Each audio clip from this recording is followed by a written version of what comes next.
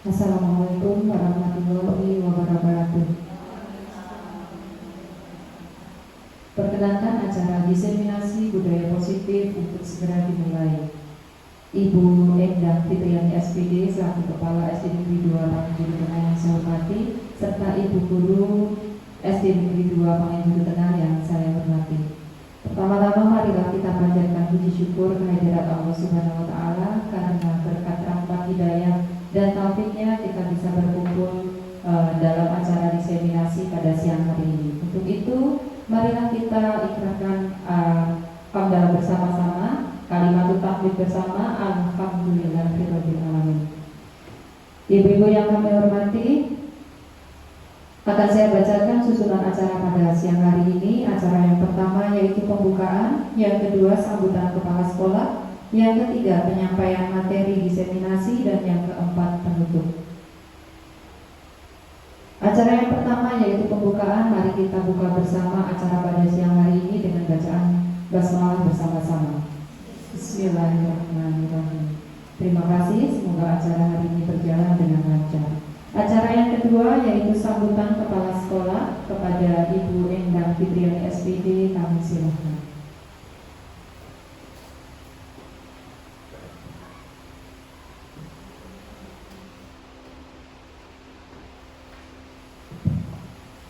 Bismillahirrahmanirrahim. Assalamualaikum warahmatullahi wabarakatuh. Yang kami hormati seluruh rekan guru dari kelas 1 hingga kelas 6, kemudian juga Bu Guru Mapel PAI Bahasa Inggris beserta juga guru PJOK yang saya hormati. Pertama-tama marilah kita panjatkan puji dan syukur kehadirat Allah Subhanahu wa Ta'ala yang telah melimpahkan segala nikmat dan karunia-Nya sehingga pada siang hari ini kita masih diberikan kesehatan, keselamatan, dapat berjumpa kembali dalam kegiatan siang hari ini. Marilah rasa syukur ini kita ikrarkan bersama dengan kalimatul tahmid, alhamdulillahirabbil alamin. Salawat serta salam senantiasa tercurah kepada junjungan kita Nabi Agung Muhammad sallallahu alaihi wasallam yang senantiasa kita nantikan syafaatnya baik di dunia maupun di akhirat nanti, amin. Ya, baiklah, pada hari ini kita semuanya diberikan kesempatan bersama untuk saling belajar dalam berpartisipasi kegiatan PGP, yaitu aksi nyata topik diseminasi budaya positif. Marilah kita semuanya mengikuti kegiatan diseminasi budaya positif ini dengan sebaik-baiknya. Insya Allah semua hal yang ada di dalamnya merupakan materi-materi yang sesungguhnya sangat penting untuk juga kita terapkan di lingkungan sekolah kita, sehingga nantinya sekolah ini juga akan menjadi baik secara keseluruhan. Untuk Mbak Aya, selamat dan sukses untuk melakukan presentasi aksi nyata diseminasi budaya positif. Kurang lebihnya mohon maaf, saya akhiri. Wassalamualaikum warahmatullahi wabarakatuh.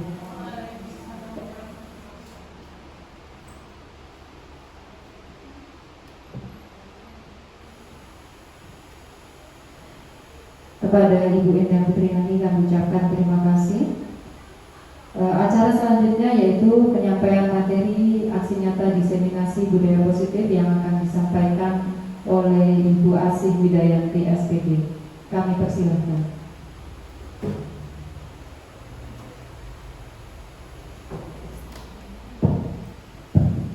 Terima kasih untuk kesempatannya. Assalamualaikum warahmatullahi wabarakatuh. Yang saya hormati Ibu Endang Fitriani SPD selaku Kepala SD Negeri 2 Panganjuru Tengah. Yang saya hormati rekan guru dari kelas 1 sampai kelas 6 serta guru mapel PJOK, PAI dan Bahasa Inggris. Nah, di sini saya ada tugas di modul 1.4 adalah diseminasi budaya positif. Masih semangat ya Bu, ini tidak perlu tekan. Ini kita belajar bersama. Di sini saya juga belajar bersama. Kita tepuk dulu biar tidak. Coba tepuk 1. Yes. Diulangin ya. Tepuk 1. Tepuk 2. Tepuk 3. Tepuk 4. Tepuk 5. siap belajar ya Ibu-ibu? Siap. Oke, di sini aksi nyata diseminasi budaya positif yang akan saya sampaikan selanjutnya. Nah, yang akan saya sampaikan adalah budaya positif itu ada disiplin positif dan nilai-nilai kebajikan universal, ada teori motivasi, hukuman dan penghargaan, restitusi, ada keyakinan kelas, ada kebutuhan dasar manusia dan dunia berkualitas, ada restitusi dan 5 posisi kontrol, dan yang ada restitusi dan segitiga restitusi. Nah, di sini ada pertanyaan pemantik Ibu-ibu. Apakah Anda setuju dengan pernyataan ini? Hukuman dapat mendisiplinkan anak. Nah, kira-kira dengan pertanyaan setuju atau tidak? Mungkin ada yang mau berpendapat. Kira-kira hukuman itu dapat mendisiplinkan anak atau tidak? Nah, Bupati mungkin. Kira-kira hukuman dapat mendisiplinkan anak tidak? Monggo Bupati.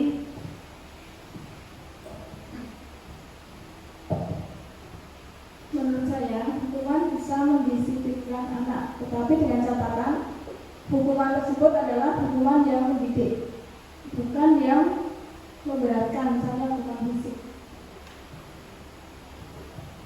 Terima kasih Bu Supati. Nah, yang kedua, pemberian hukuman dengan hal positif seperti membaca atau membersihkan halaman sekolah dapat meningkatkan disiplin anak. Nah, kira-kira dari pernyataan ini setuju atau tidak? Monggo yang mau berpendapat. Memberi hukuman dengan hal positif. Tadi kan Bu Supati juga sudah menyampaikan tadi. Nah, monggo yang lain mungkin ada yang mau berpendapat. Bu Supati mungkin. Kira-kira.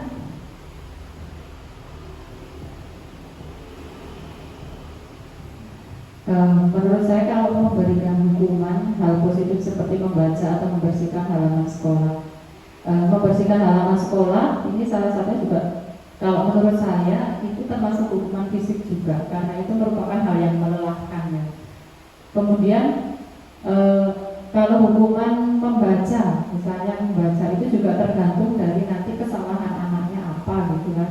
Kalau segala bentuk tindakan pelanggaran kok hukumannya membaca juga nanti menurut saya disesuaikan dengan pelanggaran apa yang dilakukan oleh anak.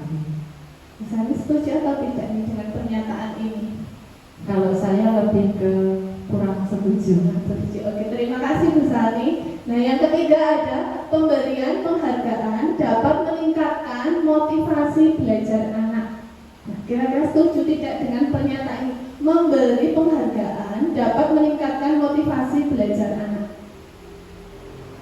Mungkin yang sering memberikan penghargaan apakah bisa memberikan motivasi? Monggo Bu Yaya. Menurut saya dengan memberikan penghargaan memang dapat meningkatkan motivasi belajar anak. Tapi bentuk penghargaannya tidak selalu berupa barang atau uang atau apa, tapi bisa berupa mungkin kita bisa membuat bintang penghargaan nanti yang bintangnya banyak itu nanti kita beri pujian atau apa, jadi anak tidak melulu penghargaan itu bentuknya uang. Tapi saya setuju untuk memberi penghargaan, tapi tergantung penghargaannya. Kalau hanya sebagai pujian berupa bintang-bintang seperti itu, oke, saya setuju. Terima kasih Bu Yaya. Mungkin ada pendapat yang lain. Ibu yang busuk atau siapa boleh ada atau sama sependapat dengan Bu Yaya? Sama ya? Nah, di sini saya tidak memberi jawaban. Jawaban ibu-ibu semua dikunci ya. Nanti akan tahu sendiri. Oh, kira-kira yang tadi pernyataan pemantik di depan benar atau tidak ya? Apakah memang dapat mendisiplinkan anak atau dapat meningkatkan motivasi anak? Nah, itu nanti ibu-ibu bisa tahu di setelah slide ini. Nah, di sini ada perubahan paradigma. Kegiatannya adalah kepalan tangan. Nah, di depan ibu-ibu itu kan ada kertas ya, yang tidak ada tidak perlu meminta. Nah, yang ada kertasnya monggo bisa diambil. Coba menuliskan barang dituliskan di situ, setelah itu dilipat dikepalkan. Sampai sini sudah paham? Jadi menuliskan apapun yang paling berharga, misalnya suami saya, wah itu kan sangat berharga, boleh ditulis. Nah, terus nanti yang tidak mendapatkan kertas berusaha mengambil dengan cara apapun, boleh dengan merayu, boleh dengan menyuap ngasih uang, boleh dengan bujukan, boleh dengan cara apapun boleh, untuk mendapatkan kepalan kertas yang ada di tangannya di rekan sebelahnya.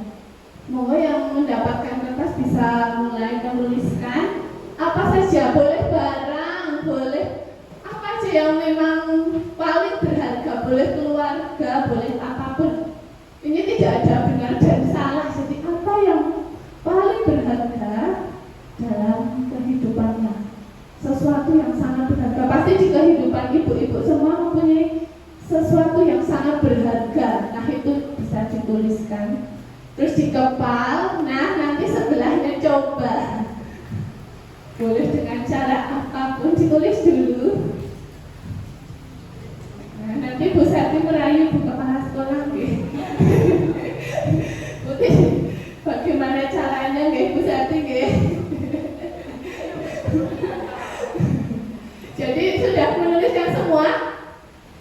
Sudah yang dapat kertas? Oke, sekarang yang sebelahnya coba. Rayulah, boleh disuap, boleh dengan apapun, coba. Monggo.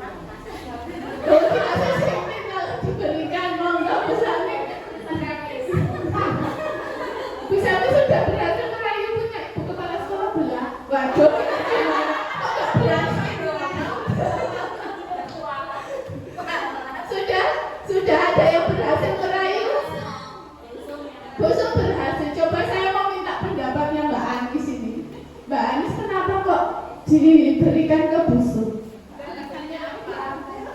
Sebenarnya nggak diberikan, tapi busuk ada trik tersendiri. Triknya bagaimana? Ya kan, tadi kan busuk mengarahkan saya untuk menirukan beliau, dan jadi waktu tadi ada kayak adegan berdoa, yang mengadakan mangan, ya mengikuti, itu maksudnya mengikuti.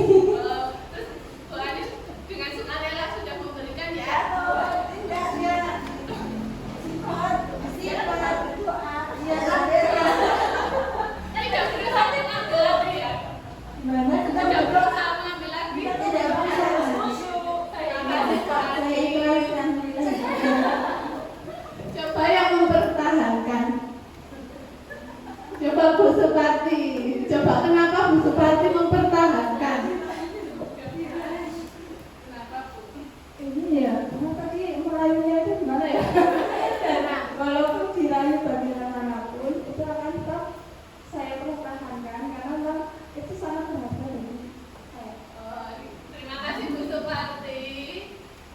Mungkin Ibu Kepala Sekolah, kenapa Ibu mempertahankan, Bu?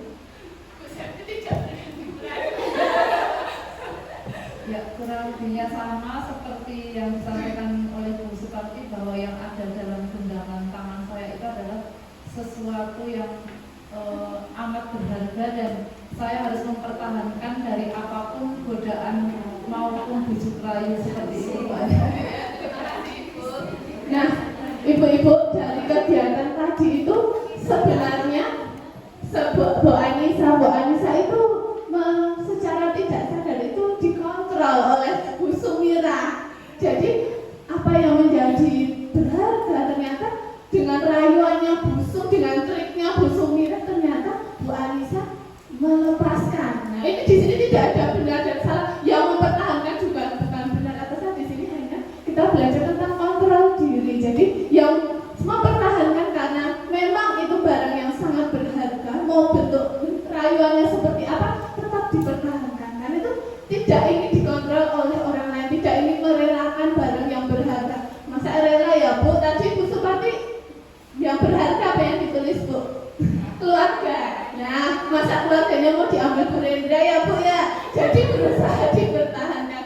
Jadi di sini tidak ada benar dan salah ya, Bu. Ini kegiatan mengenai tentang kontrol diri. Jadi bisa saja secara kita tidak sadar, kita tuh juga bisa dikontrol oleh orang lain. Walaupun itu barang yang berharga seperti itu. Selanjutnya yaitu di perubahan paradigma teori kontrol atau ilusi kontrol. Yang pertama, ilusi guru mengontrol murid. Nah, ini sering ya Bapak Ibu-ibu semua. Jadi guru itu kan secara tidak sadar ingin mengontrol muridnya mengikuti kita. Jadi anak-anak tapi dengan banyak triknya. Nah, ini tuh sebenarnya adalah ilusi guru untuk mengontrol murid dengan berbagai hal. Guru itu biasa kalau tidak diam nanti tidak dapat nilai. Pokoknya tuh guru itu mau berusaha mengontrol murid. Nah, murid itu di sini sebenarnya juga bukan terpaksa, secara tidak mengikuti apa yang menjadi perintah gurunya. Tapi itu bukan dari dirinya sendiri, tapi itu karena paksaan ya. Yang kedua ada ilusi bahwa kritik dan membuat orang merasa bersalah dapat menguatkan karakter.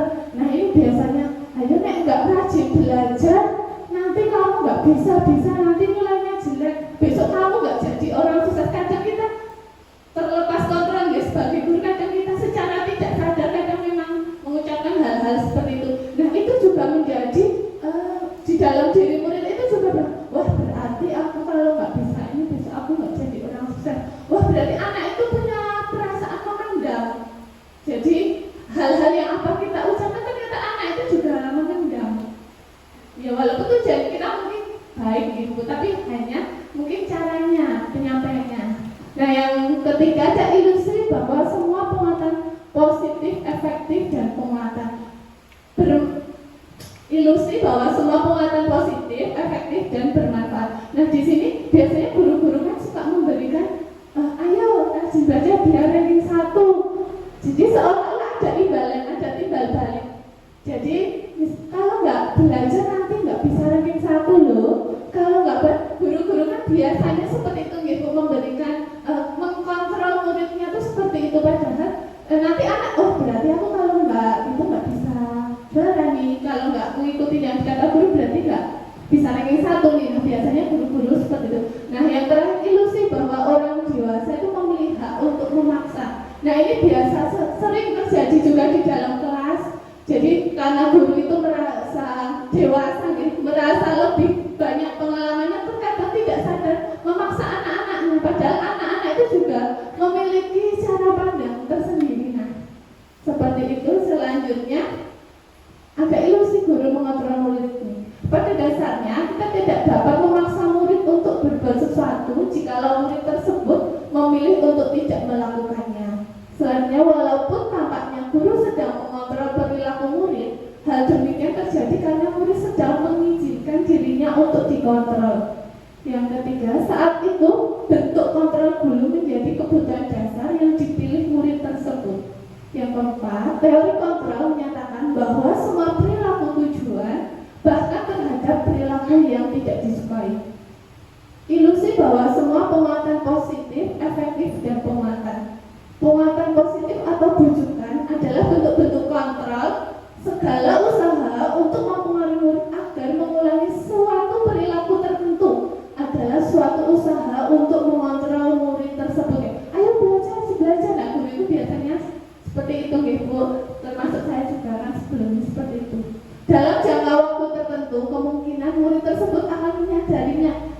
mencoba untuk menolak bujukan kita, atau bisa jadi murid tersebut menjadi tergantung pada pendapat sang guru untuk berusaha.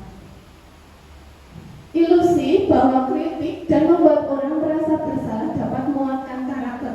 Nah, di sini menggunakan kritik dan rasa bersalah untuk mengontrol murid menuju pada identitas yang gagal. Mereka belajar untuk merasa buruk tentang diri mereka. Yang kedua, mereka mengembangkan dialog diri yang negatif. Yang ketiga, kadangkala sulit bagi guru untuk mengidentifikasi bahwa mereka sedang melakukan perilaku ini. Karena seringkali guru cukup menggunakan suara halus untuk menyampaikan pesan negatif. Kan biasanya suaranya pelan, ayo kalau nggak belajar besok tidak dapat nilai dari UN. Jadi suaranya kan nggak perlu marah-marah, tapi suaranya lembut, tapi dengan memojokkan anak itu merasa bersalah dengan apa yang dilakukan. Besok lagi kalau tidak mendengarkan Bu Supati nggak boleh ikut pelajaran. Nah, itu kan nada-nada yang lembut ya. Nah, ternyata itu secara tidak langsung guru itu memojokkan, membuat anak itu merasa bersalah. Ilusi bahwa orang dewasa itu memiliki hak untuk memaksa. Banyak orang dewasa yang percaya bahwa mereka itu memiliki tanggung jawab untuk membuat murid-murid berbuat hal-hal tertentu. Yang kedua, apapun yang dilakukan itu dapat diterima selama ada sebuah kemajuan berdasarkan sebuah pengukuran kinerja. Pada saat itu pula orang dewasa akan menyadari bahwa perilaku memaksa tidak akan efektif untuk jangka waktu panjang dan sebuah hubungan permusuhan akan terbentuk. Nah, biasanya ini guru-guru yang suka memaksa muridnya, murid itu pasti akan ada kedepannya nanti pasti ada rasa dendam, Bu. Jadi misalnya ayo sekarang harus baca di perpustakaan 5 buku karena literasi ya, tujuannya untuk meningkatkan literasi, tujuannya itu mungkin bagus, tapi caranya penyampaiannya salah. Nah, itu bisa jadi anak itu kedepannya nanti itu merasa kok aku disuruh-suruh kayak gitu, padahal aku ya di rumah udah membaca. Jadi dendam, bukannya membentuk anak, jadi malah anak itu merasa punya dendam dengan gurunya, dan itu tidak baik untuk jangka panjang. Nah, bagaimana seseorang bisa berubah dari paradigma stimulus respon kepada pendekatan teori kontrol? Nah, menurut Stephen R. Covey atau Principle Center Leadership tahun 1991 mengatakan bahwa bila kita ingin membuat kemajuan perlahan, sedikit-sedikit ubahlah sikap atau perilaku Anda. Namun, bila kita ingin memperbaiki cara-cara utama kita, maka kita perlu mengubah kerangka acuan kita. Ubahlah bagaimana Anda melihat dunia, bagaimana Anda berpikir tentang manusia, ubahlah paradigma Anda, skema pemahaman, dan penjelasan aspek-aspek tertentu tentang realitas. Nah, di sini ada perubahan paradigma stimulus respon teori kontrol. Siapakah sih sesungguhnya yang memiliki kontrol? Nah, di sini stimulus respon. Kita mencoba mengubah orang agar berpandangan sama dengan kita. Semuanya ya. Kadang-kadang kita berpikir kalau kita ngomong biar orang itu ngikutin apa yang kita harapkan nih. Padahal di teori kontrolnya kita berusaha memahami pandangan orang lain tentang dunia. Nah, selanjutnya perilaku buruk dilihat sebagai suatu kesalahan. Mungkin kalau ada murid nih misalnya membuat kesalahan, nah kita kan hanya tertuju di satu kesalahan itu nih, Bu. Nah, padahal semua perilaku itu pasti memiliki tujuan kenapa anak tersebut membuat kesalahan, pasti ada sebabnya. Nah, selanjutnya orang lain bisa mengontrol saya. Nah, kadang tidak hanya muridnya, kita kan juga punya atasan nih. Nah, kita kan juga dikontrol oleh orang lain nih. Tapi yang sebenarnya terjadi itu hanya Anda yang bisa mengontrol diri Anda. Mungkin di depannya kita tapi sebenarnya kan yang bisa mengontrol diri kita sendiri adalah kita sendiri nih, Bu. Seperti tadi yang sudah dipraktekkan, udah dirayu sama Bu Ida, sama Bu Renda, sama Bu Santi, ternyata yang bisa mengontrol, mempertahankan yang berharga itu hanya Ibu kepala sekolah sendiri, bupati mempertahankan. Jadi memang yang bisa mengontrol diri kita itu ya cuma kita sendiri, bukan orang lain. Terus yang selanjutnya pemaksa. Saya bisa mengontrol orang lain, padahal kita tidak mengontrol orang lain. Teori yang sebenarnya adalah kita tidak bisa mengontrol orang lain. Nah, selanjutnya pemaksaan ada pada saat bujukan gagal. Jadi biasanya kita tuh memaksa ketika sesuatu yang sudah dibujuk dengan manis itu gagal. Nah, itu biasanya kita mengucapkan paksaan-paksaan. Nah, yang benar adalah di teori kontrolnya adalah kolaborasi dan konsensus menciptakan pilihan-pilihan baru. Yang terakhir, model berpikir menang atau kalah. Padahal kalau misalnya sebagai guru, kalau murid menurut kita itu kan belum tentu yuk kita yang menang gitu kan, yuk tidak gitu. Padahal di teori kontrolnya itu semua model berpikir yang menang sama menang. Gurunya ya pengen menang, muridnya juga pengen menang. Jadi sebenarnya teori kontrolnya itu seperti itu. Nah, sekarang makna disiplin. Ketika mendengar kata disiplin, apa yang ada di benak bapak ibu-ibu semua? Yang terlintas di pikiran ibu-ibu, disiplin itu tuh apa sih? Mungkin ada yang bisa membantu menjawab. Disiplin. Ibu ayah ngomong disiplin. Nah, terlintas tuh di pikirannya disiplin itu apa? Jika saya mendengar kata disiplin, yang terlintas dalam pikiran saya yang pertama yaitu taat waktu, keteraturan sesuai dengan aturan hidup. Terima kasih Bu Indah. Mungkin ada yang lain? Ibu Sakti, kira-kira Bu Sari. Ya, selain dari pendapat Ibu Kepala Sekolah tadi, saya tambahkan kalau disiplin menurut saya menempatkan sesuatu sesuai tempatnya. Terima kasih Bu Sari.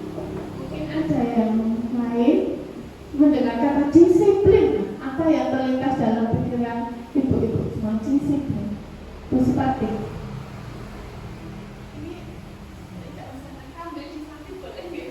Yang terlintas dalam benak saya ketika mendengar kata disiplin yaitu kita berperilaku sesuai dengan aturan yang ada. Terima kasih Bu Supati.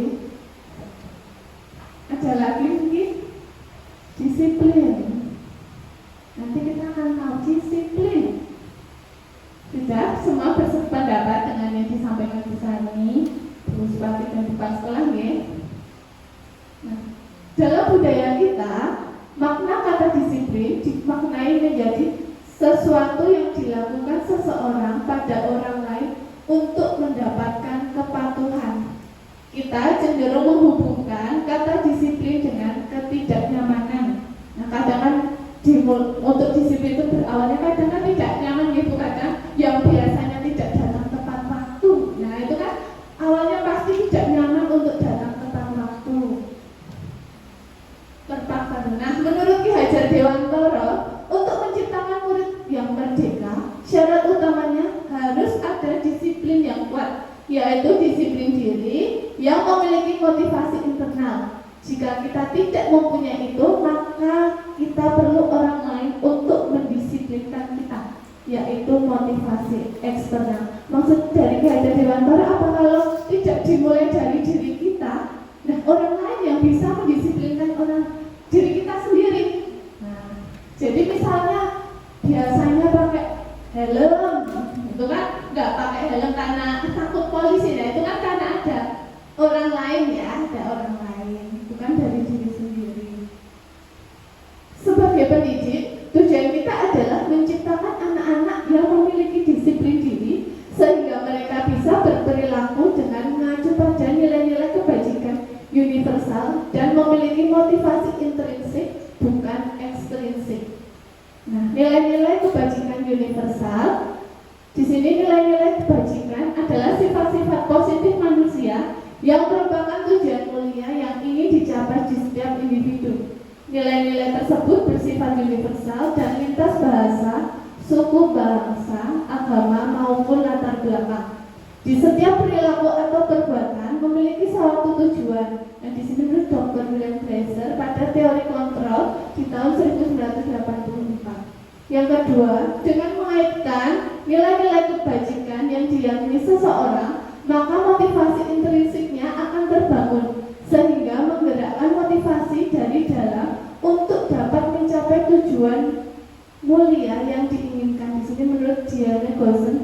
1998. Nah, yang ketiga, nilai-nilai kebajikan yang ingin dicapai oleh setiap anak Indonesia kita kenal dengan profil pelajar Pancasila.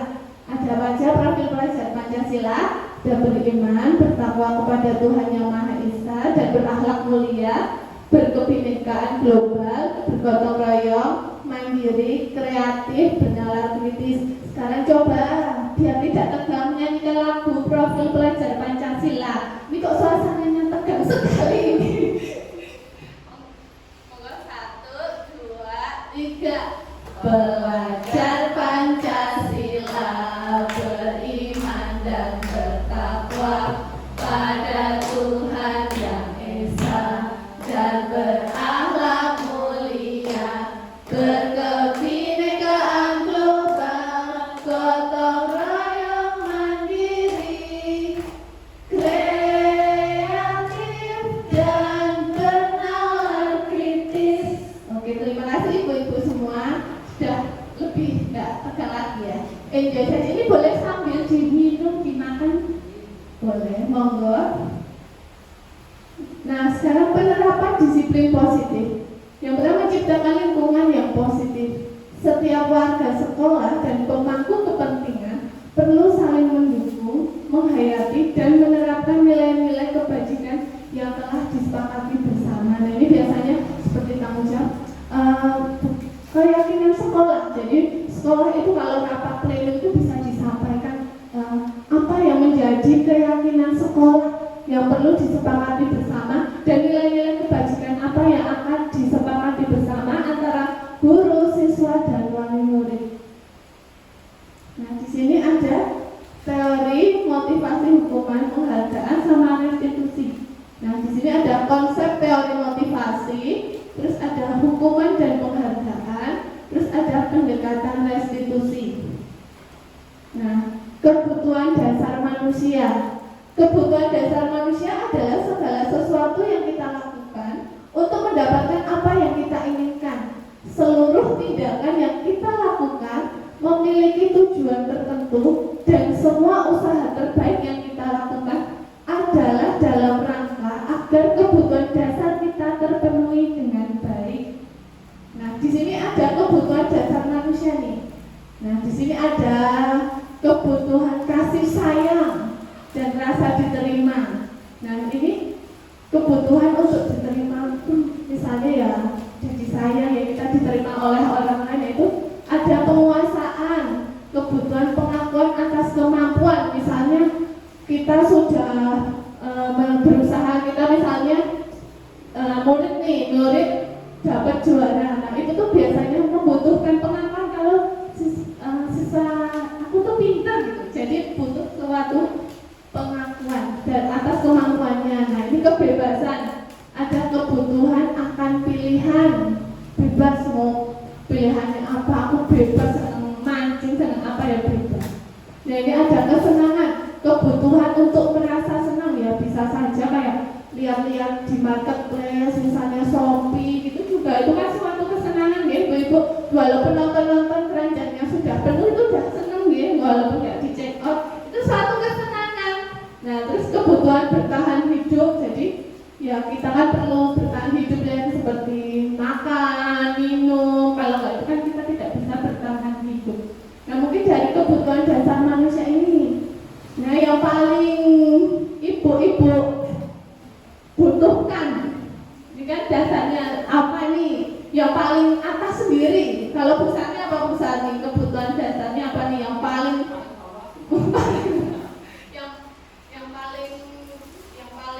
atas, yang ini, yang kebutuhan bertahan hidup. Kebutuhan bertahan hidup. Kalau Bu Anissa, Bu Anissa dari kebutuhan dasar ini. Wah, untuk kasih sayang ya. Wah, dan rasa diterima. Ya nggak apa-apa, karena masih single jadi butuh kasih sayang. Kalau Bu Sumira,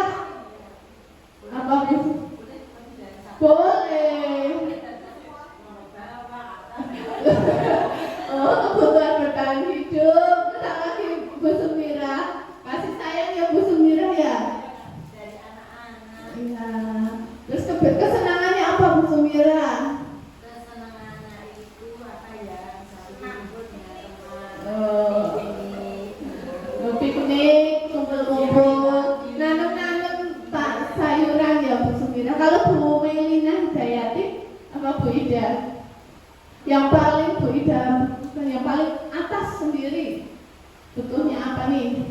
Yang bawa sendiri kebutuhan bertahan hidup. Ini pada ya sudah dapat gaji. Kalau Bu Yaya apa Bu Yaya? Atas sendiri kasih sayang dan rasa diterima. Nah ini Bu Rendra ini. Apa Bu Rendra? Yang mana Bu Rendra yang paling atas? Mau bertahan dulu ya anak kos-kosan ya. Anak kos-kosan perlu kebutuhan bertahan hidup, jadi makannya perlu ya. Kalau Bu Suparti, apa Bu? Kasih sayang Bu Suparti dapat kasih sayangnya apa Bu? Yang kasih sayang ya Bu. Dan rasa diterima. Ada kebebasan. Oh, yang ini Bu, yang kesenangan. Kebetulan rasa senang-senangnya apa sih Bu Suparti? Wah, Masya Allah. Oh, besoknya enak sudah dibahagiakan Bu. Kalau Bu Septi apa ini Bu Septi ini? Wah. Kalau tidak senang saya pingsan ya Bu Septi. Oh, jadi kalau nggak dikasih gajinya suaminya Bu Septi pingsan ini, nggak bisa bertahan hidup ini. Kalau Ibu apa Bu Endang? Lima itu apa Bu? Oh, jadi kasih sayang dan rasa diterima. Oh, itu beda-beda. Sekarang ini ya Ibu.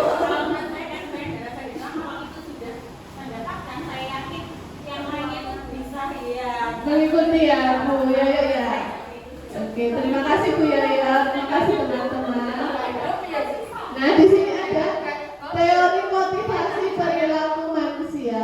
Nah, untuk menghindari ketidaknyamanan atau di motivasi eksternal ada untuk menghindari ketidaknyamanan atau hukuman. Apa yang terjadi jika saya tidak melakukannya? Ini biasanya kalau kita guru nih, kalau biar dipuji nih sama Bu Kepala Sekolah datangnya kasih terus setiap hari. Nah itu kan menghindari hukuman. Nah bisa jadi kan, wah ini Bu Sani kok telat terus. Nah itu bisa.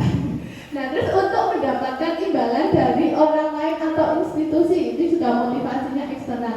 Apa yang akan saya dapatkan apabila saya melakukan, misalnya Bu Sani mewakili sekolah, mewakili di kecamatan lomba MC, karena Bu Sani bagus sekali. Nah di sini karena mau melakukan, karena Ibu bilang Bu Sani ayo nek mewakili SD 2, lo tak jajak ke di Jimbawan. Nah ini ada imbalannya ini. Nah jadi Bu Sani melakukannya. Nah terus yang ketiga ada untuk menghargai diri sendiri. Saya mau akan menjadi orang yang seperti apa? Tidak perlu ada imbalan, tidak perlu ada ketidaknyamanan, ya tetap melakukannya karena memang termotivasi dari diri sendiri. Jadi tidak ada dorongan dari orang lain, tapi memang dari dalam diri sendiri. Nah di sini motivasi perilaku eksternal tadi ya Bu, menghindari pemberian hukuman atau hadiah untuk meminimalisir motivasi eksternal dari dalam diri murid. Kan kalau internal untuk menjadi orang yang mereka inginkan dan menghargai diri sendiri dengan nilai-nilai yang mereka percaya. Nah seharusnya untuk menghindari pemberian hukuman atau hadiah berlebih untuk meminimalisir motivasi eksternal dari dalam diri murid. Jadi tidak perlu mengharapkan imbalan atau reward atau apa ya, memang itu tuh dari diri sendiri. Jadi aku tetap mau ngerjain PR kok rajin, nggak perlu nanti Bu Yoyo ngasih bintang emas, nggak perlu Bu Ida ngasih cap juara, itu tidak perlu, tapi memang sudah dari dalam diri sendiri. Jadi sudah dari internal. Nah, mari kita lihat diri kita sendiri, apa motivasi Anda melakukan sesuatu, menghindari hukuman atau mendapatkan pujian atau menghargai diri sendiri. Nah, motivasi misalnya Bu Anissa nih. Nah Bu Anissa itu melakukan sesuatu itu karena menghindari dihukum atau biar dipuji sama Bu Endang atau mau menghargai dirinya sih. Wah saya memang melakukannya karena memang itu tugas saya, memang tupoksi saya. Nah itu kita introspeksi masing-masing ya. Nah menurut Ki Hajar Dewantara, merdeka itu artinya tidak hanya terlepas tetapi juga cakap buat memerintah diri sendiri. Nah, di sini dihukum oleh penghargaan, bahwa penghargaan itu berlaku sama dengan hukuman, dalam arti meminta atau membujuk seseorang melakukan sesuatu untuk memenuhi suatu tujuan tertentu dari orang yang meminta atau membujuk, dorongannya eksternal dan ada faktor ketergantungan. Nah, beberapa dampak dari pemberian penghargaan di sini menurut Alfikon tahun 1993. Nah, di sini ada pengaruh jangka pendek dan pengaruh jangka panjang. Nah, di sini penghargaan itu menghukum. Maksudnya apa? Kadang kalau kita memberikan penghargaan terus-menerus, anak kan seperti jadi mengharapkan, kalau tidak dikasih ya jadi tidak melaksanakan. Nah, itu biasanya kan, besok aku mau berangkat gaji terus nih biar dapat bintang dari Bu Sani. Padahal kalau nggak dapat bintang, nggak mau melakukannya, tetap berangkatnya telat. Jadi dari eksternal ya. Terus penghargaan mematikan kreativitas. Nah, biasanya kalau ayo ikut lomba, misalnya sama Bu Sumira ikut lomba mendongeng. Nah, kalau nggak ada imbalannya anak-anak males, nggak mau. Nah, itu tuh juga mematikan kreativitas. Padahal kalau kita memotivasi anak, kita membujuk anak, tapi tanpa ada embel-embel yang imbalan seperti itu, anak-anak dengan sendirinya juga menuangkan kreativitas mereka. Jadi tidak perlu dikasih imbalan A, B, C, D. Ternyata anak juga bisa meningkatkan kreativitas mereka. Di sini penghargaan mengurangi ketepatan, ada penghargaan itu tidak efektif ternyata. Nah, penghargaan itu mengurangi motivasi intrinsik. Nah, ini penghargaan itu mengurangi motivasi intrinsik. Jadi kalau kita sering memberikan penghargaan pada anak, secara dari dalam diri anak itu jadi berkurang motivasinya. Yang tadinya semangat nih, misalnya ikut lomba. Nah, besok kalau kamu mau ikut lomba, nanti Bu Sumira kasih uang sakunya 50.000. Nah, kalau Bu Sumira nggak kasih uang saku, anak-anak nggak mau. Kemarin Bu Sumira nggak kasih aku 50.000. Jadi padahal anak itu bisa melakukan itu dengan sendirinya tanpa perlu adanya imbalan. Jadi ternyata penghargaan itu tuh ternyata tidak efektif untuk diterapkan. Nah, penghargaan itu merusak hubungan. Jadi penghargaan itu menurunkan kualitas yang tadinya anaknya biasanya berprestasi karena setiap hari diberi penghargaan anak-anak yang lain itu kan jadi merasa minder ya, kok yang di itu si A, si B terus. Nah, itu juga menurunkan kualitas anak-anak yang lain juga. Jadi ya harusnya nanti jadi itu si A lagi. Nah, seperti itu. Selanjutnya, bentuk program kebajikan atau apresiasi. Dalam memberikan apresiasi atau pengakuan perlu diingat beberapa hal, yaitu beri pengakuan secara khusus, yang kedua ada beri pengakuan secara pribadi, yang ketiga beri pengakuan kepada semua murid atau bergantian, yang keempat beri pengakuan secara konsisten, yang kelima fokus pada prosesnya. Jadi tidak hanya di ujungnya aja, jadi prosesnya itu fokus di prosesnya saja. Contoh pengakuan apresiasi kebajikan. Nah, ini biasanya digelar kemarin saya perhatikan kamu membantu kita lihat nilai kebajikan anak di dalam kelas apa. Ternyata kan jalannya kemarin baik kan ya, dia kan punya empatinya besar sekali ya sama bagus sama teman-teman yang lainnya.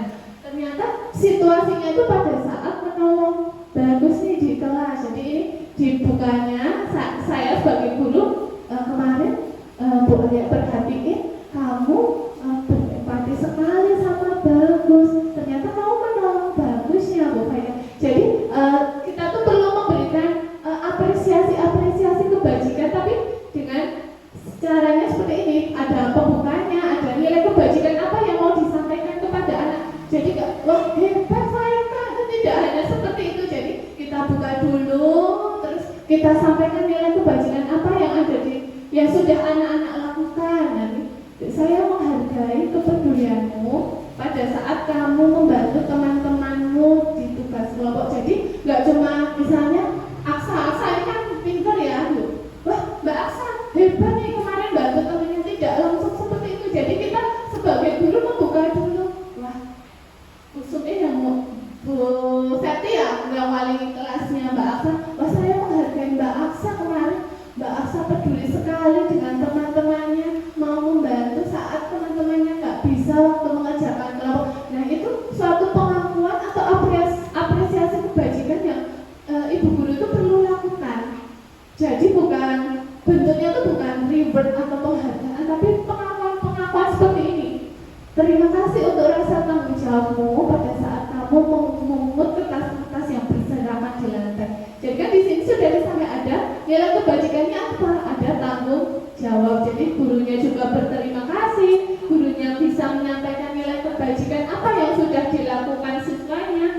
Dan ini situasinya adalah pada saat memungut sampah. Jadi kita perlu menerapkan nilai-nilai kebajikan ketika kita memberikan pengakuan atau apresiasi terhadap anak didik kita. Jadi tidak hanya wah pintar, wah hebat, tidak hanya seperti itu kita jelaskan. Nilai hebatnya itu karena apa? Nah, itu dijelaskan. Nah, Bu, sekarang ada hukuman atau konsekuensi. Coba kalau nomor 1 mencatat, ini tidak kan guru ya, mencatat 100 kali di dalam buku kalimat. Saya tidak akan terlambat lagi karena terlambat ke sekolah. Nah, ini kira-kira hukuman atau konsekuensi apa ibu-ibu? Mungkin Bu Ida hari ini belum apa Bu Ida? Kira-kira hukuman apa konsekuensi? Tidak apa ini tidak ada belajar. Kalau menurut saya itu kayaknya hukuman ya. Hukuman. Ya. Terima kasih Bu Ida. Karena fisik suruh menulis kan. Terima kasih Bu Ida. Nah, yang kedua, lari mengelilingi lapangan basket 2 kali karena terlambat hadir di sekolah. Nah, kira-kira apa tuh Bu Indra? Hukuman apa konsekuensi? Hukuman. Oke, Bu Indra hukuman. Terus yang ketiga, murid diminta untuk push up 15 kali karena tidak menggunakan topi saat upacara. Apa Bu Anissa, kira-kira hukuman apa konsekuensi ini? Hukuman. Ya, nanti dikunci jawaban-jawabannya ya, nanti kita cek setelah atau tidak. Yang keempat, menggantikan kertas tugas teman yang telah dicoret-coret. Apa Bu Septi? Konsekuensi. Dikunci ya jawaban Bu Septi ya, diingat konsekuensi. Yang kelima, membersihkan tumpahan air di meja tulis karena tersenggol pada saat belajar. Apa Bu Sarni? Konsekuensi dikunci ya jawabannya Bu Sarni ya. Terus murid disuruh untuk tidak mengenakan sepatu seharian karena tidak menggunakan sepatu hitam di sekolah. Apa Bu Endang? Murid disuruh tidak mengenakan sepatu. Hukuman. Dikunci ya Bu, jawabannya Bu. Nah, yang terakhir, lari mengelilingi lapangan basket 2 kali karena terlambat 10 menit saat pelajaran olahraga. Apa Bu Sumira? Hukuman. Oh, sekarang kita mau cek. Kira-kira jawabannya masih ingat ya? Kita cek. Betul atau tidak jawabannya yang tadi dijawab? Monggo ya. Bu Sumira salah. Iya. Iya, oke Bu Sum. Kalau Bu Ida betul tidak lagi Bu Ida? Betul, hukumannya. Tidak apa-apa Bu Sumira, ini belajar. Nah, ini adalah mencatat 100 kali tadi adalah hukuman, betul ya Bu Ida? Yang lari mengelilingi lapangan basket hukuman, betul. Yang murid diminta push up itu hukuman. Menggantikan kertas tugas teman tadi konsekuensi, betul Bu Septi. Terus membersihkan tumpahan air di meja Bu Santi tadi konsekuensi, betul sekali. Sini Ibu Endang, murid disuruh tidak mengenakan sepatu hukuman. Nah, di sini lari mengelilingi lapangan basket 2 kali karena terlambat 10 menit itu konsekuensi ya Bu Santi. Ini bukan hukuman ya Bu Sumira, ini konsekuensinya karena terlambat 10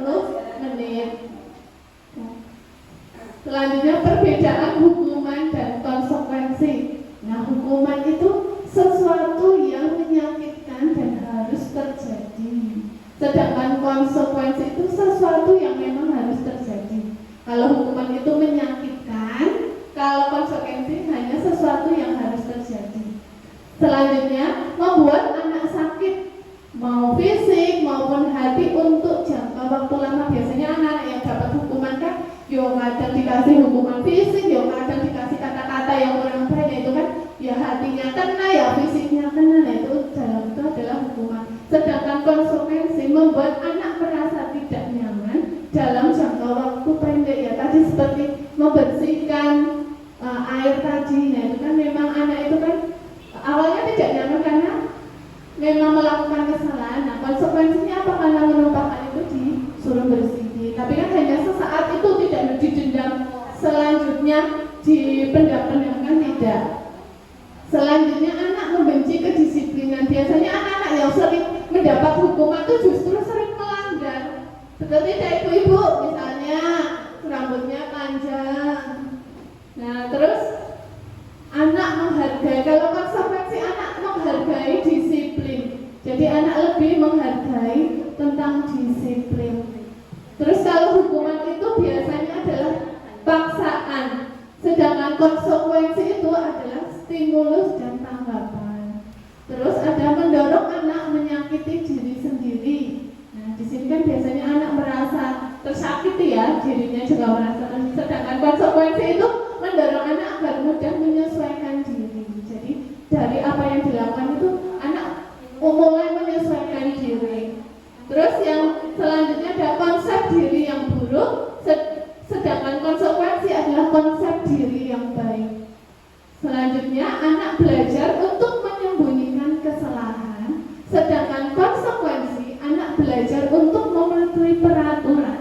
Biasanya ini anak-anak yang menyembunyikan kesalahan karena takut dihukum kan, bu, misalnya nggak bawa apa, takut dihukum. Nah marah, rasa bersalah, dipermalukan, merasa tidak dihargai, nah, ini dari hukuman. Sedangkan kalau konsekuensi, kehilangan hak, dibuat tidak nyaman, diasingkan, tapi itu hanya sementara. Kalau hukuman itu kan memang anak dihukum di depan banyak orang, dipermalukan, tapi kalau konsekuensi hanya sementara saja.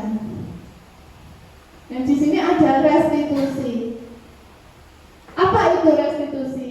Restitusi adalah proses menciptakan kondisi bagi murid untuk memperbaiki kesalahan mereka, sehingga mereka bisa kembali pada kelompok mereka dengan karakter yang lebih kuat, menurut dosen di tahun 2004. Restitusi juga adalah proses kolaboratif yang mengajarkan murid untuk mencari solusi untuk masalah mereka dan membantu murid berpikir tentang orang seperti apa yang mereka inginkan, itu tujuan mulianya, dan bagaimana mereka harus memperlakukan orang lain, atau Charles-Gossen tahun 1996.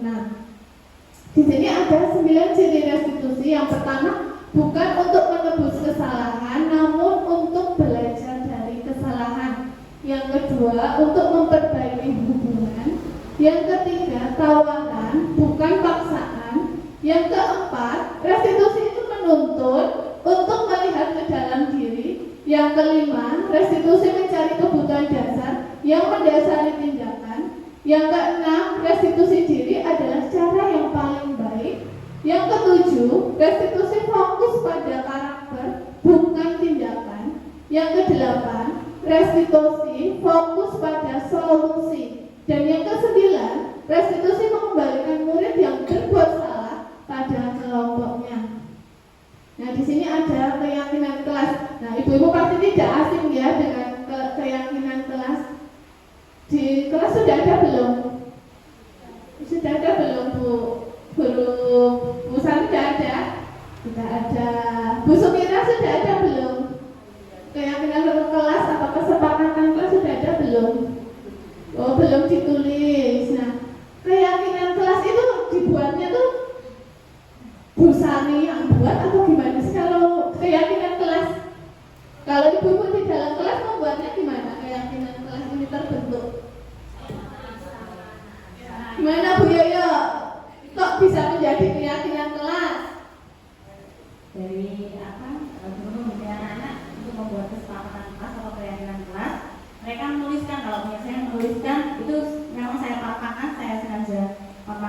kemudian dirangkum menjadi satu, kemudian dituliskan kembali, kemudian baru saya tempelkan.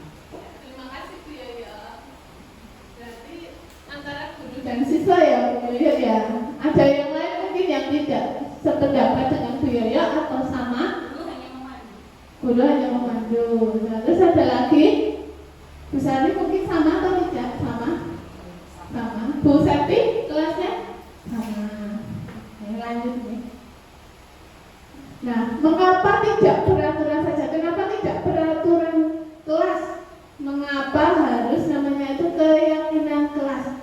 Nah, sekarang di sini ada pertanyaannya. Mengapa kita memiliki peraturan tentang menggunakan helm saat mengendarai sepeda motor? Monggo kita berpendapat. Mengapa kita memiliki peraturan tentang penggunaan helm saat mengendarai sepeda motor? Mungkin ada yang mau bantu menjawab. Kenapa? Besarnya, kenapa besarnya?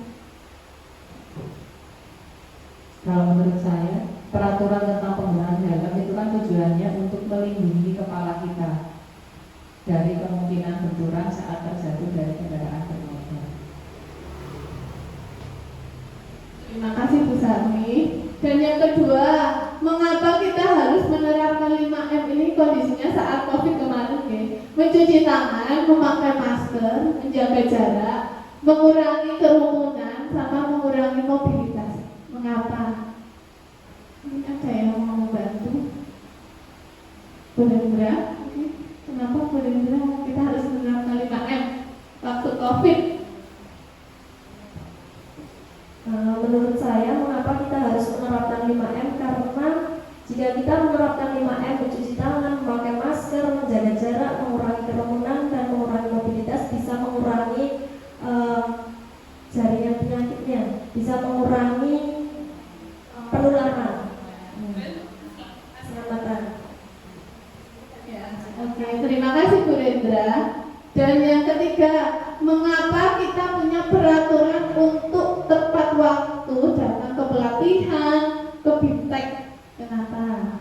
Coba ada yang membantu menjawab. Bu Septi, ayo Bu Septi. Ayo Bu Septi, kenapa Bu Septi kok datang ke BIMTEK? Kok biar? Karena kita harus tepat waktu ke pelatihan, misalnya itu menghargai yang mengundang ya. Jadi kita harus tepat waktu, disiplin istilahnya, jangan sampai terlambat sebelum acara dimulai karena menghargai yang punya acara. Terima kasih Bu Septi. Nah, tadi yang disampaikan Bu Sari, mengapa kita memiliki peraturan tentang penggunaan helm itu untuk keamanan dan keselamatan ya Bu Sari ya. Jadi memang kita pakai helm itu ya untuk keselamatan kita. Dan itu tadi mengapa kita harus menerapkan 5M. Nah itu tadi yang disampaikan Bu Rendra untuk keselamatan diri maupun orang lain. Nah di sini yang ketiga, mengapa kita punya peraturan untuk tepat waktu. Tadi Bu Septi menghargai orang lain ya Bu Septi ya, menghargai yang mempunyai acara. Nah itu mungkin lebih ke tanggung jawab kita karena itu kan datang harus tepat waktu.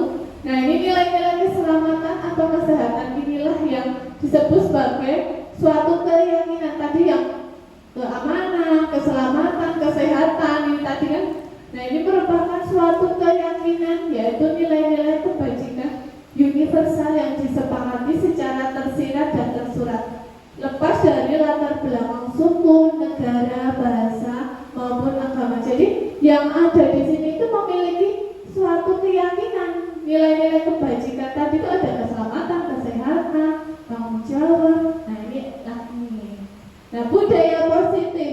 Nah di sini budaya positif ada lingkungan positif, ada keyakinan kelas, ada peraturan kelas. Nah tadi bedanya keyakinan kelas sama peraturan kelas apa ya berarti? Ada yang mau membantu menjawab? Kenapa tadi namanya keyakinan kelas bukan peraturan kelas? Nah keyakinan kelas tuh apa sama peraturan kelas? Bedanya tuh apa sih? Kan sama-sama tujuannya. Ayo apa perbedaannya? Apa Bu Supati? Itu mungkin ya. Keyakinan kelas itu kita buat bersama antara guru dan siswa. sedangkan peraturan kelas dibuat oleh guru. Betul sekali. Ya, betul. Jadi memang keyakinan kelas itu disepakati oleh dua belah pihak. Jadi tidak hanya gurunya. Kalau peraturan kan gurunya ini yang bikin peraturan. Jadi betul Bu Suparti, terima kasih Bu Suparti. Berarti tadi menyimak sekali materinya, Masya Allah. Sekarang ini Bu, peraturan atau keyakinan kelas. Nah di sini selalu kembalikan buku ke tempatnya. Di sini kita bajikan apa yang ada. Nah coba, tadi kan kalau memakai helm itu kan keselamatan. Tadi Bu Rendra kesehatan ya, keselamatan orang lain juga. Nah kalau selalu kembalikan buku ke tempatnya. Nah dari keyakinan kelas ini ada nilai-nilai kebajikan yang tersirat dan tersurat ini. Nah kira-kira apa yang nomor 1 coba Bu Sumira? Selalu kembalikan buku ke tempatnya. Nah tujuan keyakinan kelasnya kan pasti ada nih. Selalu kembalikan buku ke tempatnya. Kayak literasi, pojok baca itu kan anak-anak habis membaca dikembalikan di tempatnya. Apa Bu Sumira?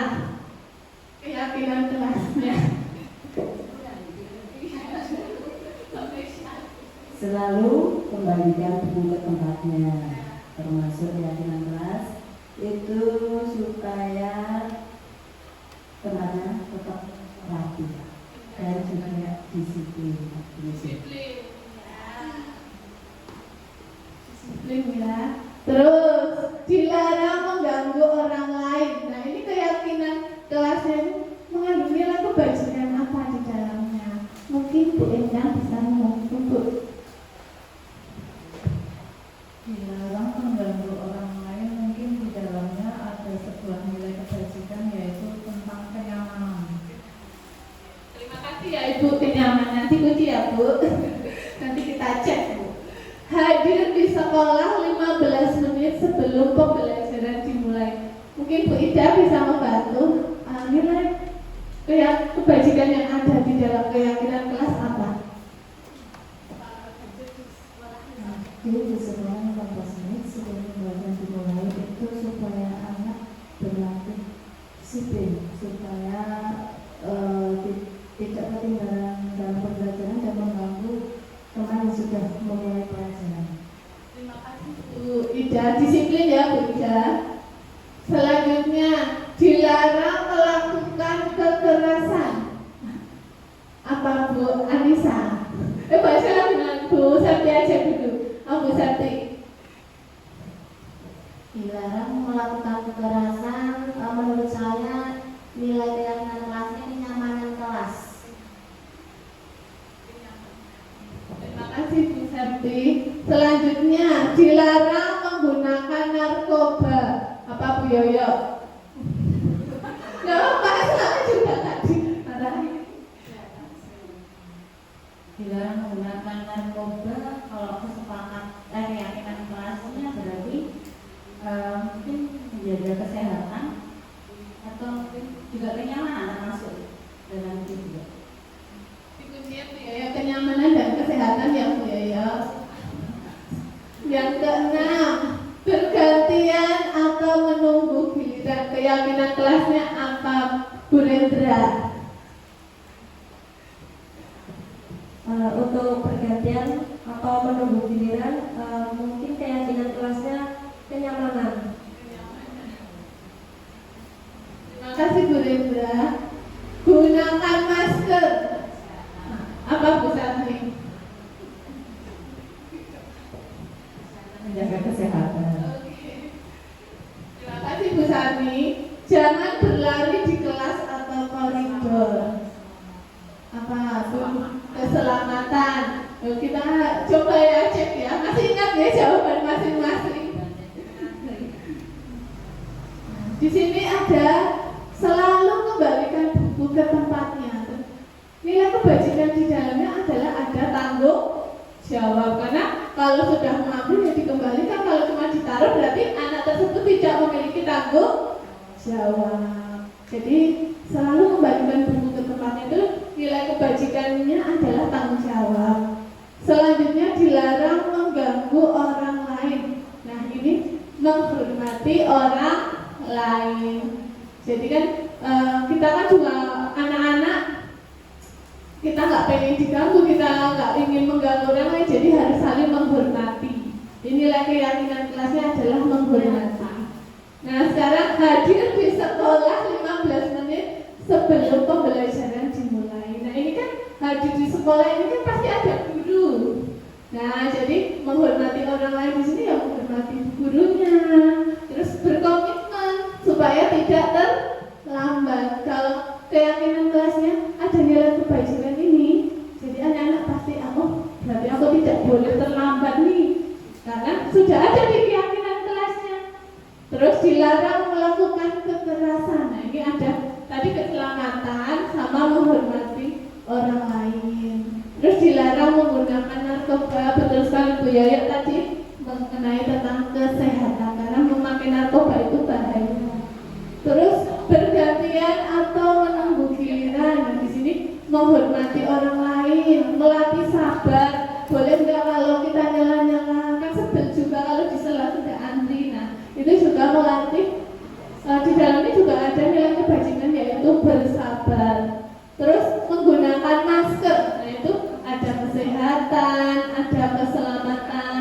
Itu betul sekali tadi yang Bu Sari sampaikan. Terus yang terakhir ada jangan berlari di kelas atau koridor. Nah tadi ada keselamatan atau keamanan. Betul. Nilai kebajikan yang tersirat di dalam keyakinan kelasnya. Nah ini ada restitusi atau posisi kontrol. Tadi sudah dijelaskan, restitusi adalah proses menciptakan kondisi bagi murid untuk memperbaiki kesalahan mereka, sehingga mereka bisa kembali pada kelompok mereka dengan karakter yang lebih kuat. Nah sebelum menuju ke restitusi, tadi kita sedikit kembali ke keyakinan kelas. Untuk keyakinan kelas itu membuat itu gunakanlah kalimat-kalimat yang positif. Jadi kalau di keyakinan kelas itu hindari kayak tidak boleh ramai. Nah itu sebenarnya kurang tepat ya Bu Laras ya. Jadi di dalam membuat keyakinan kelas itu harus menggunakan kata-kata yang positif. Coba tak lihat punya Bu Yaya ya Bu Yaya. Di sini, nah di sini ada tidak boleh ramai saat jam pelajaran. Nah dari keyakinan kelas ini ubahlah menjadi kalimat yang lebih positif. Jadi tidak ada kata tidak. Jadi diubah lagi.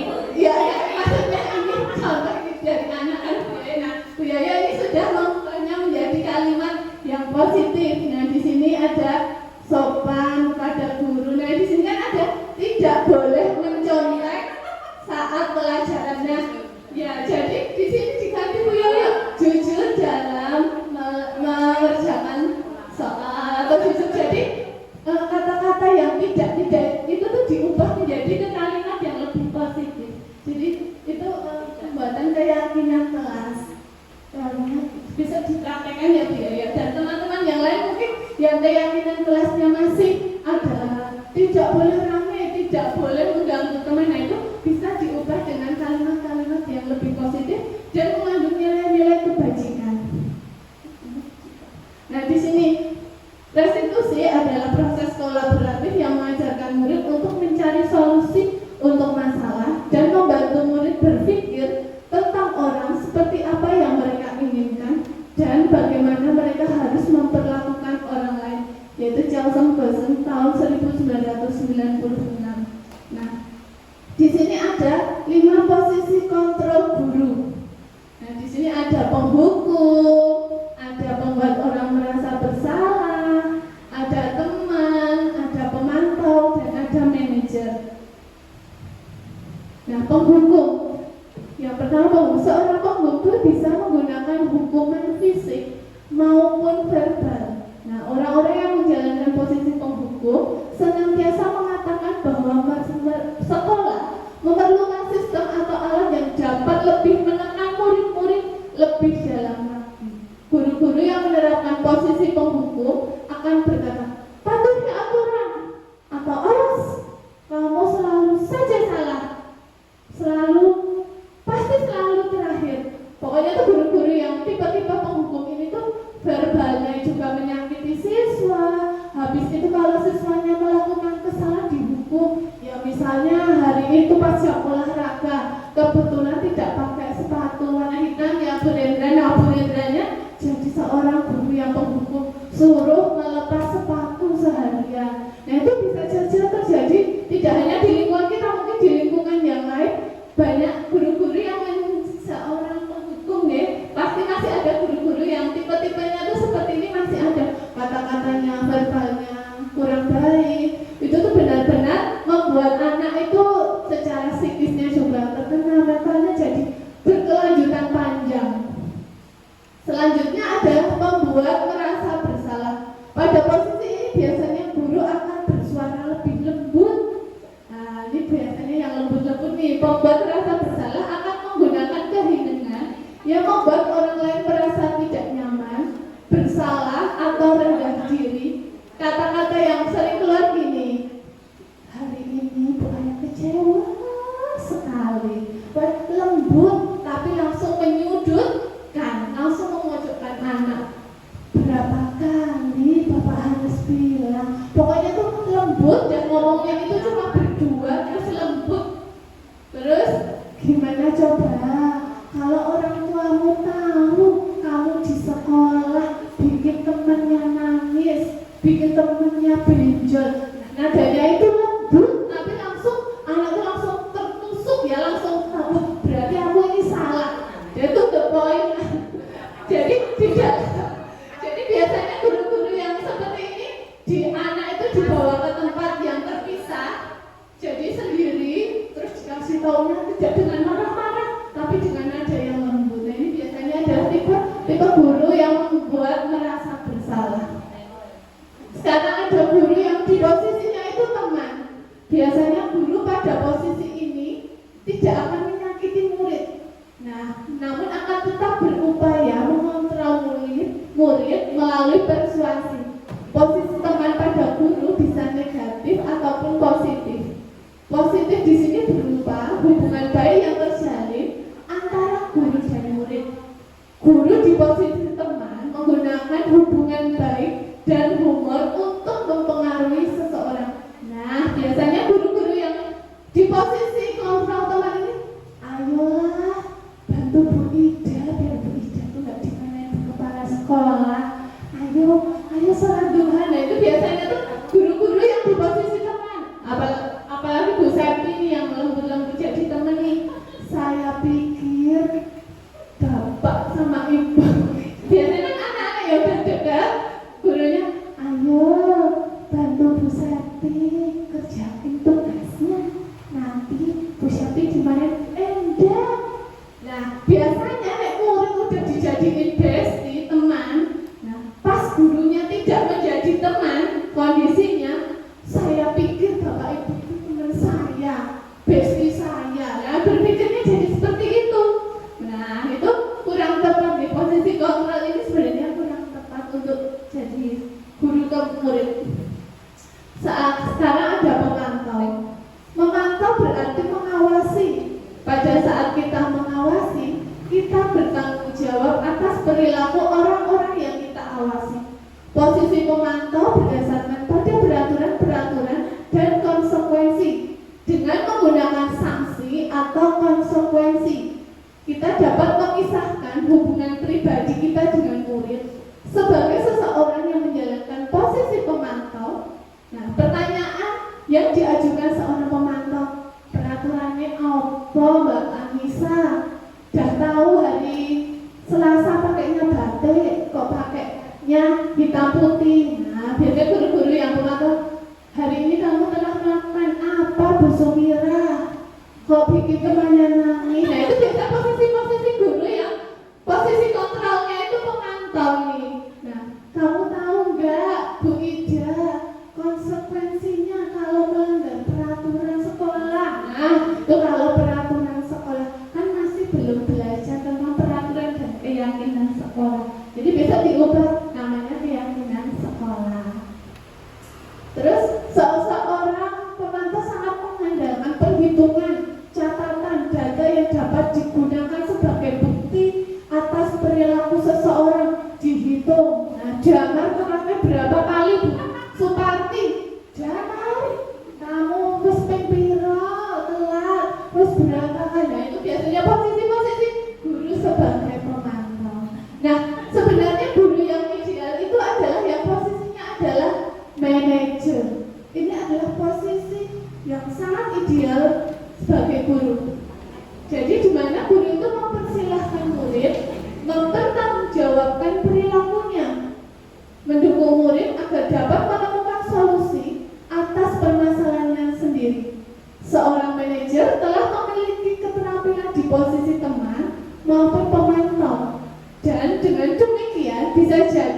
di waktu-waktu tertentu kembali kepada kedua posisi tersebut bila diperlukan.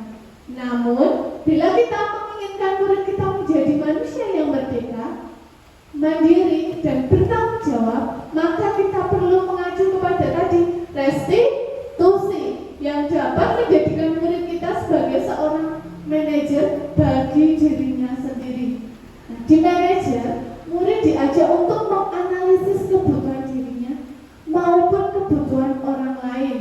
Di sini penekanannya bukan pada kemampuan membuat konsekuensi, namun dapat berkolaborasi dengan murid bagaimana memperbaiki kesalahannya yang ada. Jadi di posisi ini tuh guru-guru itu sudah menerapkan yang namanya restitusi. Jadi ada yang namanya segitiga restitusi. Nanti ibu-ibu mempraktekkan nih. Nah, di mana sekarang posisinya kalau Bu Sati di rumah? Nih, Bu Sumira nih kalau di rumah posisinya apa ini? Jadi penghukum, pembuat rasa bersalah, teman, pemantau, manajer, jadinya apa? Semuanya Bu Sari komplit menguasai. Kalau di sekolah nih, Bu Supati di posisi apa nih Bu Supati kalau di sekolah? Semuanya. Wah, ada di 5 posisi kontrak. Ya. Tapi kalau manajer nanti kita akan belajar tentang segitiga restitusi karena sepertinya kan guru-guru belum menerapkan yang namanya segitiga restitusi. Nanti bersama-sama kita belajar. Nah, ini adalah restitusi atau segitiga restitusi. Di sini tuh ada tahapannya, Bu. Ini perlu karena murid-murid kita kan luar biasa. Nah, kita perlu menerapkan ini, Bu, di setiap permasalahan-permasalahan yang ada di kelasnya masing-masing sebagai guru. Jadi kita bukan menjadi guru yang penghukum, bukan jadi guru yang jadi teman, pembuat merasa bersalah, bukan seperti itu, bukan menjadi pemantau, tapi kita sebagai manajer dan menerapkan segitiga restitusi ketika kita mempunyai masalah di kelasnya. Walaupun guru PAI, guru PJOK, guru bahasa Inggris pun perlu menerapkan ini ketika ada murid yang mengalami permasalahan di dalam kelasnya ketika mengajar mungkin Bu Rendra. Nah, proses 3 tahapan berdasarkan teori kontrol di sini ada yang pertama adalah langkahnya adalah menstabilkan identitas. Terus yang teori kontrolnya kita semua akan melakukan hal yang terbaik yang bisa kita lakukan. Nah, yang kedua adalah validasi tindakan yang salah. Semua perilaku yang tadi yang kurang tepat itu pasti memiliki alasan. Nah, selanjutnya yang ketiga menanyakan keyakinan kelas. Tadi Bu Sumira kan belum membuat keyakinan kelas ya, Bu Sum. Nah, ini perlu penting Bu Sum ketika ada permasalahan, Bu Sum bisa menanyakan keyakinan kelasnya. Nah, kita semua memiliki motivasi secara internal, tadi secara intrinsik. Nah, di sini ada segitiga restitusinya. Ini gambarnya. Kamu tentu punya alasan mengapa melakukan itu. Ada cara yang lebih efektif untuk mendapatkan apa yang kamu butuhkan. Kalau menstabilkan ada setiap orang pasti pernah melakukan kesalahan. Gak langsung kamu salah enggak, tapi kita stabilkan dulu identitas anaknya. Kamu bukan satu-satunya yang pernah melakukan ini. Karena kan ya misalnya siswa yang terlambat kan tidak hanya siswa itu saja yang pernah terlambat. Pasti murid yang lain juga pernah melakukan kesalahan yang sama. Jadi anak distabilkan dulu identitasnya, terus divalidasi. Kamu pas tentu punya alasan mengapa kamu melakukannya, kenapa kamu terlambat hari ini. Pasti ada alasan. Oh iya Bu, saya bangunnya kesiangan. Tadi malam saya tidurnya kemalaman, terus lupa alarm. Ibu saya juga bangun kesiangan. Dan nanti ditanya, nah di keyakinan kelas apa yang telah kita sepakati? Nah tadi di keyakinan kelas kan ada hadir tepat waktu. Nah kita bisa menanyakan kembali ke anaknya, nah, kamu ingin menjadi keyakinan kelas yang kita sepakati tadi hadir tepat waktu. Kalau kamu datangnya terlambat melanggar keyakinan kelas tidak, nah, otomatis nanti anak akan berpikir, oh iya ya aku melanggar. Jadi kita tidak serta-merta sebagai guru itu langsung menyalahkan, tapi kita harus menstabilkan identitas anak dulu, kemudian kita validasi tindakannya. Oh tindakanmu itu salah, baru kita kembali ke keyakinan kelas. Kalau ini misalnya keyakinan sekolah ditanyakan kembali, oh keyakinan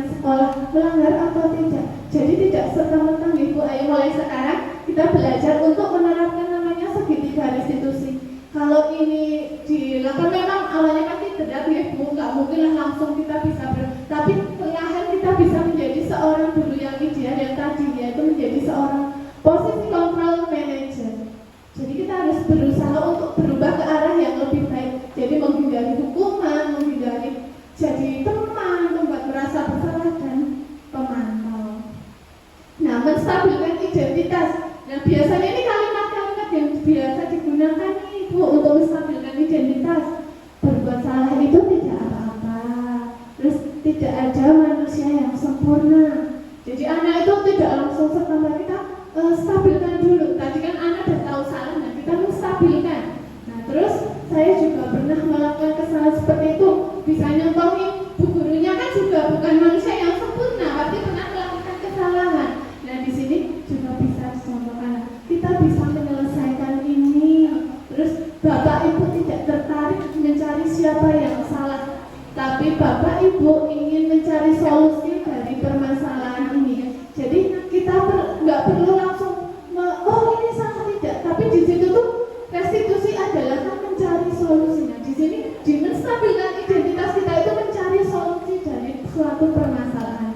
Nah, selanjutnya kamu berhak merasa begitu. Terus misalnya ada temannya yang ganggu atau kamu berhak kok merasa seperti itu. Nah, apakah kamu sedang menjadi teman yang baik buat dirimu sendiri? Nah, ini adalah kalimat-kalimat yang biasa digunakan untuk menstabilkan identitas. Boleh kalimat-kalimat yang lain, tapi tidak yang menyudutkan ya, Ibu-ibu. Cara validasi tindakan yang salah. Nah, kalimat yang biasa digunakan biasanya, padahal kamu bisa melakukan yang lebih buruk dari ini ya. Tapi ternyata kan dia tidak melakukan yang lebih buruk dari itu kalau terlambat hanya sekali.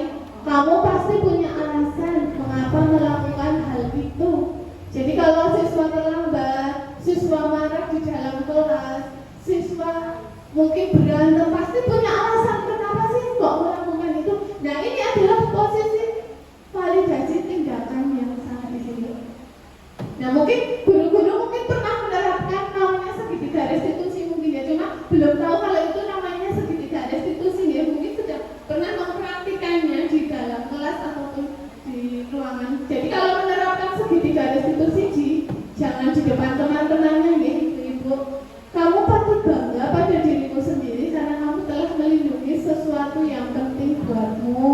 Misalnya ini ada berantem karena dia melindungi tempat pensilnya yang mau direbut atau apa. Nah, kamu boleh mempertahankan sikap itu, tapi kamu harus menambahkan sikap yang baru. Misalnya di sini ada sikap yang kurang tepat, kamu harus menambahkan sikap-sikap yang lain, patuh, disiplin dan beberapa hal yang lainnya. Terus yang ketiga, guru menanyakan keyakinan kelasnya atau keyakinan sekolahnya. Nah, kalimat yang biasa digunakan, apa yang kita percaya sebagai kelas atau keluarga, apa nilai-nilai umum yang kita telah sepakati bersama, mau di dalam kelas, di sekolah. Nah, itu bisa ditanyakan mengenai menanyakan keyakinan. Apa bayangan kita tentang kelas yang ideal? Terus kamu menjadi orang yang seperti apa? Nah, tadi yang sudah ini adalah langkah-langkah segitiga restitusi. Ada menstabilkan identitas, ada validasi tindakan yang salah, dan ada menanyakan keyakinan kelas. Mungkin sampai di sini ada yang bingung atau apa, atau yang mau ditanyakan, apa bisa nih? Ya, tentang tadi validasi identitas ya, identitas. Ada kata-kata berbuat salah itu tidak apa-apa. Apakah itu tidak ambigu untuk usia anak SD gitu ya? Kesannya seperti memberikan izin kepada anak untuk berbuat salah. Nah, mungkin ya pendapat teman-teman yang lain bagaimana? Apakah mungkin ada bisa diganti dengan kalimat yang lain atau memang nggak apa-apa kayak gitu? Terima kasih Bu Sani. Nah, ini hanya contoh ya Bu Sani. Ini adalah contoh yang ada di dalam modul. Kita bisa mengembangkan. Jadi kalau menurut bisa, oh ini kurang, Bu Sani bisa menggunakan kalimat yang lain. Jadi berbuat salah itu jadi ini hanya yang ada di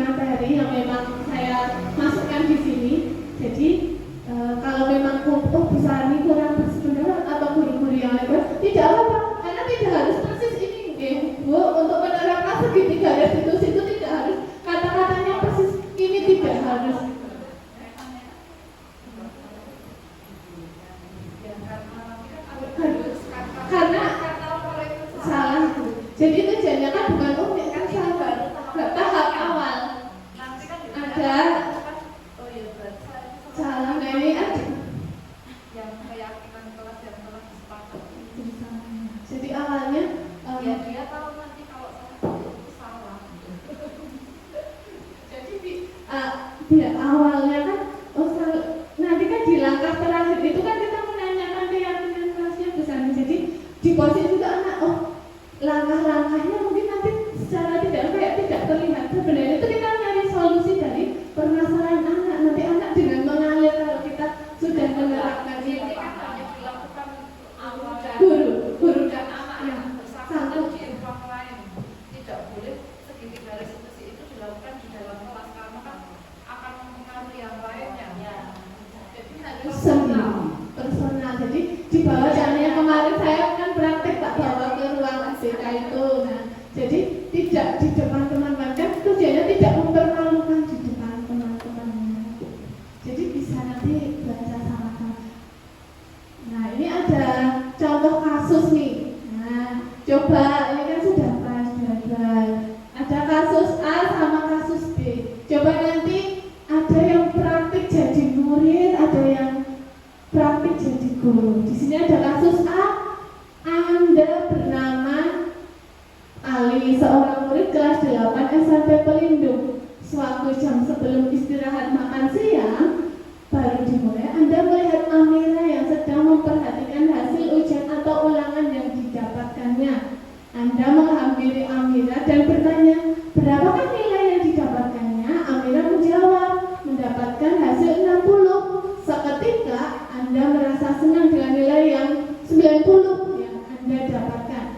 Rasa senang itu Anda keluarkan dengan mengucapkan, "Yeay, nilai saya lebih bagus dari kamu. Kamu tidak belajar dengan benar sih.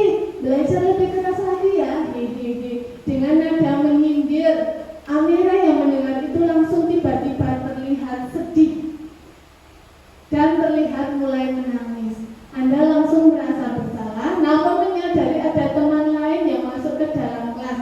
Anda memutuskan untuk keluar kelas. Sewaktu jam pulang sekolah, guru Anda meminta waktu sebentar untuk berbincang dengan Anda.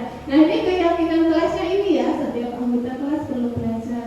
Nah, coba ini ada kelas A, mungkin Bu Endang dan Bu Septi bisa yang mau jadi murid siapa, yang mau jadi guru siapa, atau Bu Supati sama Bu Endang nanti mencoba mempraktikannya. Ini tidak ada benar dan salah gitu Bu.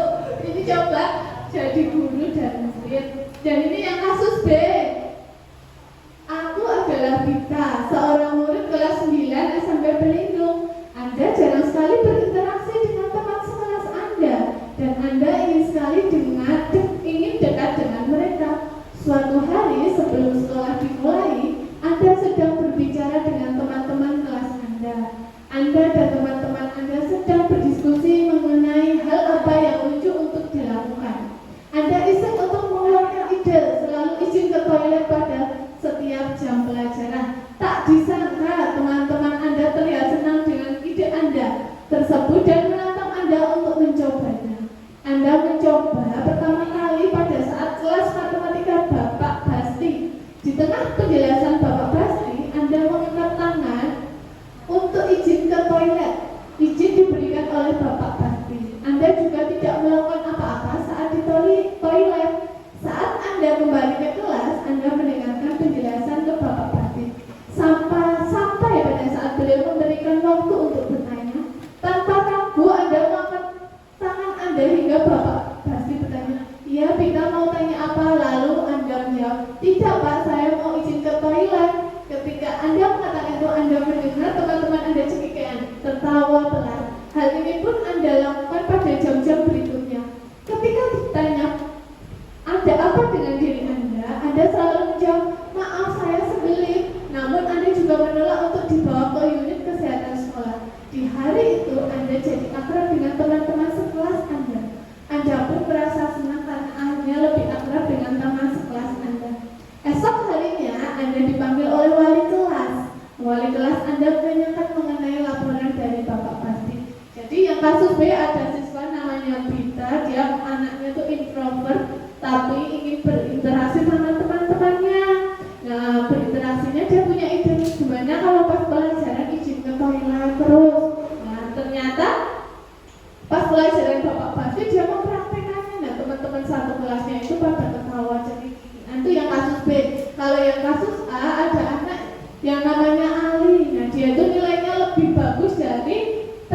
nilainya Amira cuma 60, Ali 90. Nah si Alinya ini ngejek Amira. Nah terus guru meminta waktu untuk berbincang. Nah coba sedikit direnungkan, terus dipraktekkan ke depan. Ada yang jadi guru, ada yang jadi murid.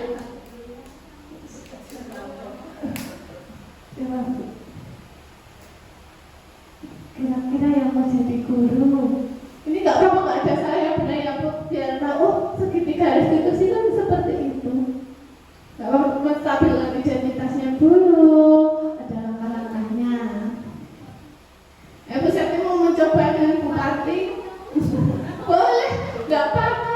Ini kan kasus ini kan pasti mirip-mirip, jadi bisa aja ada kasus yang sama. Kayak nilainya siapa lebih bagus, misalnya nilainya Galen lebih bagus. Nah, dia ngecek Anissa yang nilainya jelek. Itu kan kasus ini sering terjadi sebenarnya di sekolah. Nanti sebagai guru kita melakukan segitiga restitusi.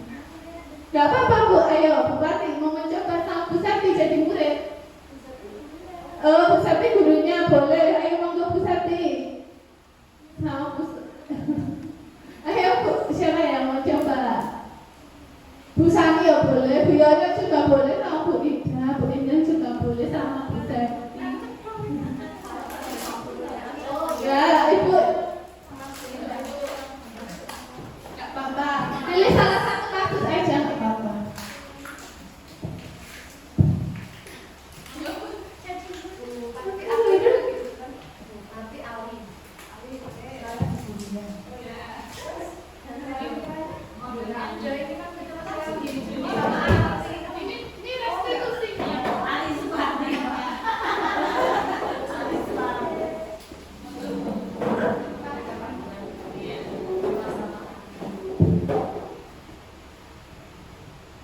Selamat siang Mas Ali. Selamat siang Bu. Ini Bu Guru mau tanya nih, tadi Mas Ali di kelas sama Mbak Adela berbuat apa? Tadi kan waktu istirahat itu aku nanya, Amira kamu nilainya berapa? Dia bilang 60, lah kan lebih tinggi. Terus aku bilang, kamu nilainya jelek, kamu gak belajar ya? Oh, berarti tadi Mas Ali di kelas mengejek Mbak Amira ya. Nah, kira-kira kalau menurut Mas Ali sendiri mengejek temannya seperti itu sampai menangis perbuatan yang baik atau tidak? Ya, tidak tahu sih Bu Guru. Nah, tujuannya Mas Ali tadi kok mengejek Mbak Amira di kelas itu apa? Bercanda. Sekarang Mas Ali tahu ya bahwa ternyata bercanda ke temannya itu bisa melukai hati temannya. Jadi Mbak Amira tadi menangis karena diejek oleh Mas Ali. Nah, kira-kira apa yang ingin dilakukan Mas Ali kepada Mbak Amira? Saya mau minta maaf kepada Mbak Amira dan saya bisa tidak akan ulang lagi. Ya, bagus sekali Mas Ali, anak yang hebat. Nanti langsung minta maaf pada Mbak Amira ya, dan besok tidak perlu diulangi lagi. Ya, terima kasih Mas Ali. Terima kasih.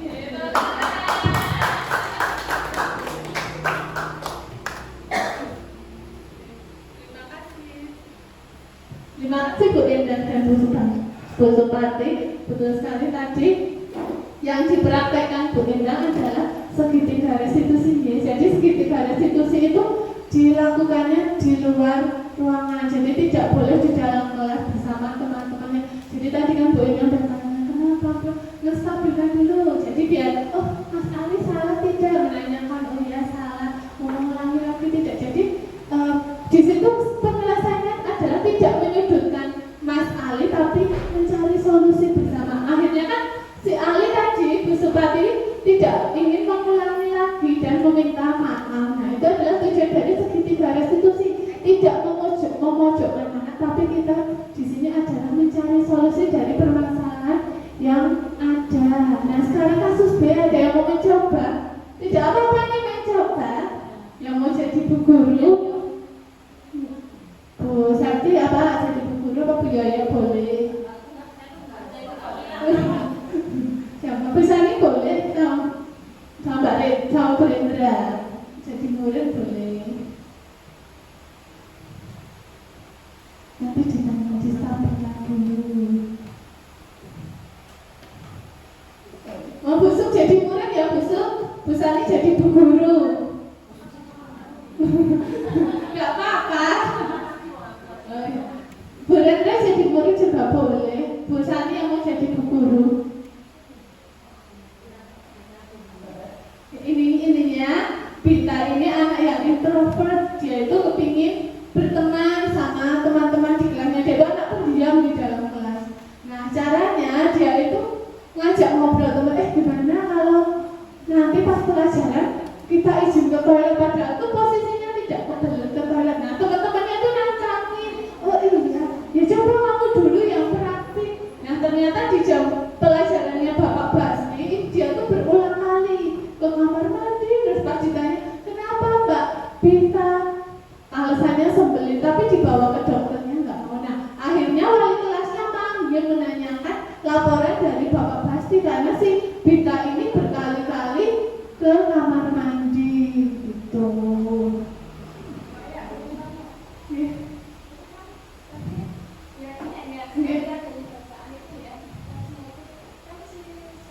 Bita.